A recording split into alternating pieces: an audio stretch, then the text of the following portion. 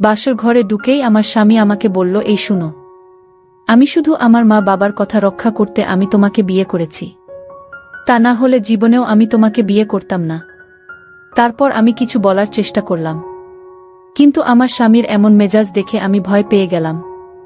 মনটা তখন অনেক খারাপ হয়ে গেল। কিছুক্ষণ নীরব থাকলাম। তারপর আমি আমার স্বামীর সাথে আমি এমন একটা কাজ করলাম, যার ফলে আমার স্বামী আমাকে পাগলের মতো ভালোবাসতে বাধ্য হল। বন্ধুরা, কি এমন কাজটি করেছিলাম, যার কারণে আমার স্বামী এক পলকেই আমাকে তার জীবনের চাইতে বেশি ভালোবাসতে বাধ্য হল? জানতে হলে পুরো গল্পটি শুনতে হবে। তাহলে চলুন বন্ধুরা, গল্পটি শুরু করি। গল্পটি শুরু করার আগে বন্ধুরা, তোমাদের নিকট আমার বিশেষ অনুরোধ, দয়া করে তোমরা আমার চ্যানেলটি সাবস্ক্রাইব করে আমাকে সাপোর্ট করবা। হ্যালো বন্ধুরা, আমি ঝুমুর। আমার বিয়ের প্রথম রাতেই আমার স্বামী সুজন আমাকে বলল, দেখুন, আপনার প্রতি আমার কোনো ইন্টারেস্ট নেই। মায়ের জিদের জন্য বিয়েটা করতে রাজি হয়েছি। আপনি আমার বাবা মায়ের খেয়াল রাখলেই চলবে। বাসর রাতে রুমে প্রবেশ করেই আমার স্বামী সুজন কথাগুলো বলে বারান্দায় চলে গেল। আমি অবাক হয়ে তাকিয়ে রইলাম। এটা মোটেও আশা করেনি আমি তার কাছ থেকে। রাগে ফুলে উঠেছিলাম আমি। মনে হচ্ছিল আমার স্বামী সুজনকে ধরে ইচ্ছেমতো পিটাতে। আমি মনে মনে বললাম, বেটা, বিয়ে করবি না তো বাবা মাকে বললেই পারতি। আমার জীবনের উপর কেন বুলডোজার চালালি? আমি তোর কি ক্ষতি করেছিলাম? কথাগুলো বলেই আমি কাঁদতে শুরু করলাম। তারপরও সে আমার কাছে আসছিল না। আমি অনেক কষ্টে চোখের জল ফেলছিলাম আর বলতে শুরু করলাম, কার কাছে বাবা মা আমাকে বিয়ে দিয়েছে, যে কিনা বাসর রাতে বাসর ঘর ছেড়ে গিয়ে বারান্দায় বসে আছে। অনেক কষ্টে আমার রাতটা পার হলো। বন্ধুরা, কি যে কষ্ট হচ্ছিল সেদিন আমার, তা তোমাদেরকে বোঝাতে পারবো না। এই কষ্টটা শুধু তারাই বুঝবে যারা আমার মতো অবস্থায় পড়েছে। কিছুদিন পর একটি রেস্টুরেন্টে আমার এক বান্ধবীর সাথে দেখা হলো। বান্ধবী আমার কাছ থেকে জানতে চাইল আর বলল, ঝুমুর, কি খবর তোদের? কেমন চলছে তোদের দাম্পত্য জীবন? আমি কিছুক্ষণ চুপ থেকে বললাম, আর কইস না হিমা, আমার কপালটাই খারাপ। তা না হলে আমার কপালে এই অবস্থা কেন? হিমা বলল, ঝুমুর, কি হয়েছে? আমায় একটু খুলে বল প্লিজ। তারপর আমি ঝুমুরকে বললাম, আমার স্বামী তো বাসর ঘরে আমার দিকে ফিরেই তাকায়নি। সে গিয়ে বারান্দায় বসে আছিল। আমার মুখ থেকে এমন কথা শুনে হিমা বলল, দোস্ত, তুই এইসব কি বলতাছস?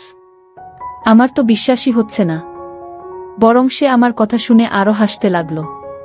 কিছুক্ষণ পর সে লক্ষ্য করল আমার চোখে জল। তার সে সিরিয়াস ভেবে বলল, বলিস কি ঝুমুর, তোর সাথে ভালো করে একবার কথাও বলেনি? আমি বললাম, না রে দুস্ত, কথা বলা তো দূরে কথা, একবার ভালো করে তাকায়নি পর্যন্ত। হিমা হাসতে লাগল। তা দেখে আমার গা জ্বলে উঠল।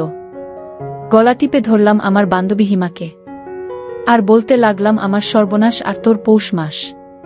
তারপর হিমা বলল, সরি সরি সরি দোস্ত বলতে লাগলো আর হাসতে লাগলো। সে আমাকে দমক দিয়ে বলতে লাগলো, এবার হিমা তুই হাসি বন্ধ করবি, হাসি বন্ধ কর বলছি। তারপর হিমা বলল, ঠিক আছে দোস্ত, এবার হাসি বন্ধ করলাম। তারপর ঝুমুর বলল, হিমা দোস্ত, এখন আমি কি করব? আইডিয়া থাকলে বল। তারপর হিমা বলল, দোস্ত, আমি তোকে কি যে আইডিয়া দেব বুঝতে পারছি না। তারপরেও বলছি, তুই একজন উকিলের সাথে দেখা কর। যে স্বামী তোর মনের কথা বুঝে না বাসর রাতে গিয়ে বারান্দায় বসে থাকে, তার সাথে তোর কি এইভাবে সংসার হবে? তোর কি এইভাবে দিন যাবে? তার চাইতে দোস্ত এক কাজ কর, তাকে ডিভোর্স দিয়ে চলে আয়। আমি বললাম, তোর সাহস তো কম না, তুই আমার সংসার ভাঙার বুদ্ধি দিচ্ছিস? হিমাকে ধমক দিয়ে বললাম, তোর মতো বন্ধু থাকলে আমার আর শত্রুর প্রয়োজন হবে না। আমার এই রকম কথা শুনে আমার বান্ধবী হিমা বলল, সরি দোস্ত, আমি তোর সাথে ফান করলাম, রাগে আমার মাথা নষ্ট, আর তুই ফান করছিস? সরি দোস্ত, আমার ভুল হয়ে গেছে। এবার বল, তোর কিসের আইডিয়া লাগবে? আমি বললাম, হিমা, তুই আমাকে একটা পরামর্শ দে, কিভাবে আমার হাতের মুঠোয় আনা যায়। তুই আমাকে পারলে সেই আইডিয়া দে। তারপর আমার বান্ধবী হিমা হেসে দিয়ে বলল, হায়রে কপাল, সবাই ছেলে পটায়, আর তুই হাজব্যান্ড পটাবি? আমি বললাম, হিমা দেখ, বিয়ে তো ছেলে খেলা নয়। তাছাড়া আমার সাথে আমার বাবা মায়ের মান সম্মানও জড়িয়ে আছে। হিমা বলল, দোস্ত, তুই যা বলছস তা ঠিক, তাহলে শুন, একটা উপায় আছে তোর স্বামী তোর হাতের মুঠোয় আনার। আমি খুব আগ্রহ নিয়ে বললাম, দোস্ত তাড়াতাড়ি বল। তারপর হিমা আমাকে অনেক চমৎকার একটি টেকনিক দিল। তারপর আমিও আমার বান্ধবীর দেওয়া আইডিয়া অনুযায়ী কাজ করতে শুরু করলাম। সত্যি কথা বলতে আমার বান্ধবীর দেওয়া আইডিয়াটা আমার স্বামীর এখানে ম্যাজিকের মতো কাজ করেছিল। বন্ধুরা, তা আমি আস্তে আস্তে বলছি, দয়া করে ধৈর্য ধরে পুরো গল্পটা শুনুন। আমার স্বামী সুজন সবার সামনে আমার সাথে স্বামীর মতোই আচরণ করে, কিন্তু আড়াল হলেই অচেনা মানুষের মতো আচরণ করে। আমার পুরো পরিবারের সাথে মিলেমিশে চলে। প্রতিদিন সকালে সুজনের ঘুম ভাঙার সাথে সাথেই আমি চা নিয়ে হাজির হই। চুলগুলো হালকা ভিজা ও ছড়ানো থাকে। না চাইতেও সুজন কিছুক্ষণের জন্য চোখ ফেরাতে পারে না। আমি কাশি দিয়ে সুজনের সেই দৃষ্টি ভাঙিয়ে দেয়া।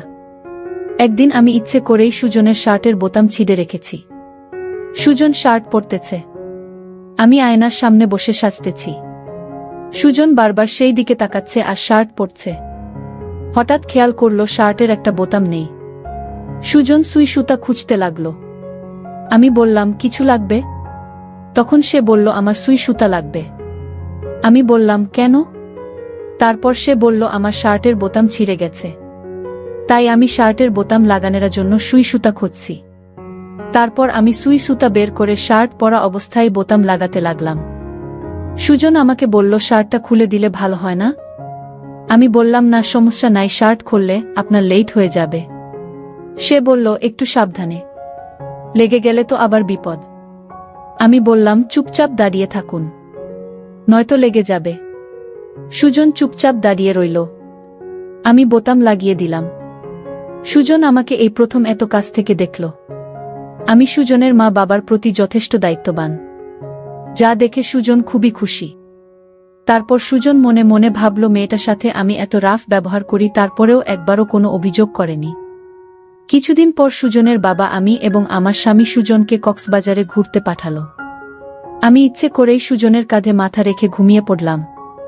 সে বারবার আমাকে সরিয়ে দিচ্ছিল। যাক, এক পর্যায়ে আমরা এসে কক্সবাজার এসে আমরা পৌঁছলাম। তারপর সুজন হোটেলে এসে 2টা রুম নিল, একটা আমার আর একটা তার জন্য। আমি তো রেগে মেগে আগুন, মুডটাই অফ হয়ে গেল। আমি রুমে যেয়ে ঘুমিয়ে পড়লাম। বিকালে সুজন আমার কাছে আসলো। আমি বললাম, কি চাই? রাগী ভাব নিয়ে। তারপর সে আমায় বলল, আপনি কি রাগ করেছেন? আমি বললাম, কই না তো। রাগ কি? সুজন বুঝল যে আমি রাগ করেছি। তারপর সে আমায় বলল, ভাবলাম সমুদ্র সৈকত দেখতে যাব। আমি বললাম, যান না। আপনাকে ধরে রেখেছে কে? সে বলল, আমার একা যেতে ভালো লাগছে না। তারপর আমি বললাম, যদি আপনার একা যেতে ভালো না লাগে তাহলে রাস্তা থেকে কুকুর ছাগল ধরে সাথে নিয়ে যান। আমার স্বামী সুজন বলল, দেখো ঝুমুর বাড়াবাড়ি হচ্ছে কিন্তু। আমি বললাম, আপনি বাড়াবাড়ির দেখছেন কি? তারপর আমার সাথে রেগে সুজন চলে এলো আর আমায় বলতে লাগলো, দেখো ঝুমুর হোটেলে সিন ক্রিয়েট করা উচিত নয়।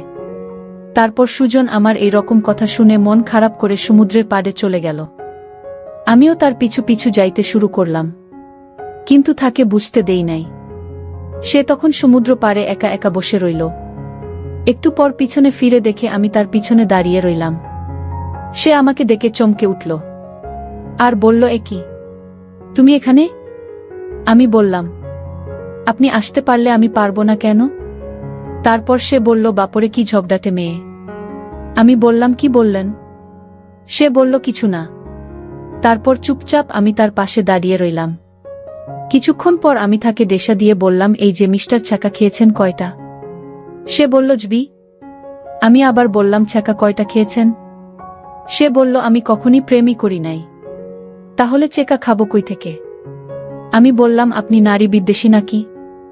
সে বলল, উল্টাপাল্টা কথা বলছেন কেন? আমি বললাম, আপনার ব্যবহার দেখেই বোঝা যায় হয়তো ছ্যাঁকা খেয়েছেন নয়তো নারী বিদ্বেষী।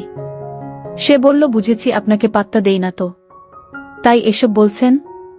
যা সত্য তাই বললাম। তার মুখ থেকে এই কথা শুনে আমি রাগে বললাম, আপনার মতো অনেক ছেলে ভার্সিটি লাইফে আমার পিছু পিছু ঘুরেছে। সে একটা অট্টহাসি দিল, যা দেখে আমার রাগ চরম সীমায় পৌঁছালো। স্বামী সুজনের পেটে একটা ঘুষি মেরে চলে এলাম। সুজন এমনটা আশা করেনি, যদিও ব্যথা পেয়েছে কিন্তু আমাকে বুঝতে দেয়নি। শত হলেও পুরুষ তো। কিছুদিন পর আমরা কক্সবাজার থেকে ফিরে এলাম।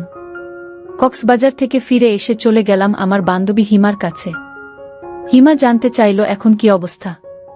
আমি বললাম দুস্থ নারে, এখনো তার কোনো পরিবর্তন হয়নি।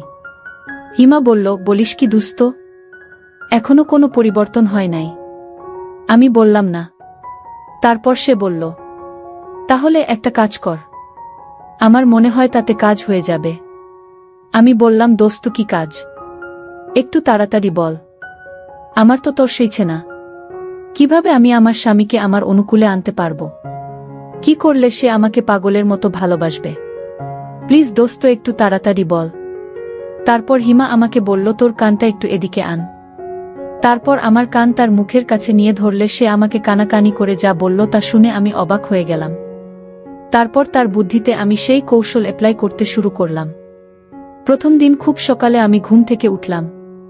ঘুম থেকে উঠে গোসল করে একবারে পরিপাটি হয়ে এক্কেবারে পরীর মতো সেজে তার সামনে হাজির হলাম। সে ঘুম থেকে উঠেই আমাকে দেখল। আমার চুলগুলো খোলা ছিল। সে ঘুম থেকে ওঠার সাথে সাথেই তার জন্য আমি চা নাস্তা নিয়ে গেলাম এবং তাকে দেখে একটা মুচকি হাসি দিলাম। চুলগুলো খুলে রাখলাম। গায়ে একটা দামি পারফিউম ব্যবহার করলাম, যার ঘ্রাণ খুব পাগল করা। এমনভাবে পোশাক পরলাম যাতে আমাকে খুব ভালোভাবে বোঝা যায়, খুব সুন্দর এবং আকর্ষণীয় লাগে। মোট কথা এমনভাবে আমার নিজেকে উপস্থাপন করলাম যাতে সে দেখেই আমার প্রতি দুর্বল হয়ে যায়। আমি সব সময় হাসি খুশি থাকার চেষ্টা করলাম। মাঝে মধ্যে রোমান্টিক গান গাইতাম। সেই দিন রাতে সে অফিস থেকে বাসায় আসলো। বাসায় আসার পর আমি আবারও চুলগুলো খুলে একটা দামি পারফিউম ব্যবহার করলাম। খুব ভালো করে সাজলাম এবং তাকে আকর্ষণ করানোর চেষ্টা করলাম। সে আমার দিকে একবার চাইলা। চাওয়ার পর সে অবাক হয়ে তাকিয়ে রইল, কিন্তু কিছুই বলতে পারছিল না। আমি জানি হয়তো সে মনে মনে অনেক কিছুই ভাবছে। সেই দিন রাতে আমি একটা রোমান্টিক মুড নিয়ে খুব ভালো করে সেজেগুজে শুয়ে পড়লাম। কিন্তু রাত যখন একটা বাজে, তখন আমার কাছে মনে হলো কেউ আমার সাথে অন্যরকম কিছু করার চেষ্টা করছে। আমি অবাক হয়ে রইলাম আর ভাবলাম, এখানে তো আমি আর আমার স্বামী ছাড়া অন্য কেউ নেই। তাহলে কি সে আমার প্রতি দুর্বল হয়েছে? ভাবতে ভাবতে আমি শুয়ে রইলাম, কিন্তু আমি তাকে বুঝতে দেইনি। আমি ঘুমের ভান ধরে শুয়ে রইলাম। কিছুক্ষণ পর সে আমার সাথে এক অন্যরকম আচরণ করা শুরু করল, আর আমি মনে মনে ভাবলাম পরিকল্পনা কাজে লেগেছে। সে যখন অন্যরকম আচরণ করাতে ব্যস্ত, তখন আমার ঘুম ভেঙে যায়। আমি বললাম, এ কি আপনি? সে তখন কোনো কথা বলে না। কোনো কথা না বলেই সে তার কাজ চালিয়ে যেতে লাগল। আমি আর তাকে বাধা দেওয়ার চেষ্টা করলাম না, কারণ সে তো আমার স্বামী। যাই হোক, শেষ পর্যন্ত সে আমার অনুকূলে এসেছে। সেই জন্য আমি অনেক শুকরিয়া আদায় করলাম এবং সেই সাথে আমার বান্ধবী হিমাকেও অনেক ধন্যবাদ দিলাম, সে আমাকে এই সুন্দর বুদ্ধিটা দেওয়ার জন্য। এরপর থেকেই সে প্রতিদিনই আমার সাথে খুব ভালো করে, ভালো কিছু করে, যার কারণে আমি সত্যিকার অর্থেই খুশি। বন্ধুরা, এখন আমরা সুন্দর সুখী একটি দাম্পত্য জীবন পেয়েছি। এখন সে আমার সাথে খুব ভালো আচরণ করে, সবসময় আমার খেয়াল রাখে এবং আমার খোঁজ খবর রাখে। কিন্তু আমি সবচেয়ে খুশি হই সে যখন আমাকে অন্যরকমভাবে ভালোবাসে। সত্যি বলতে আমি তার ভালোবাসায় পরিপূর্ণ তৃপ্তি পাই। বর্তমানে আমরা একটি সুখী দম্পতি। সবাই আমাদের জন্য দোয়া করবেন। বন্ধুরা, ভিডিওটি যদি ভালো লাগে তাহলে একটি লাইক দিন। আর তোমরা যদি এইরকম ধরনের ইন্টারেস্টিং ভিডিও পেতে চাও, তাহলে দয়া করে আমার চ্যানেলটি সাবস্ক্রাইব করো। পরিশেষে তোমাদের সকলের স্বাস্থ্য কামনা করি। ভিডিওটি দেখার জন্য তোমাদের সকলকে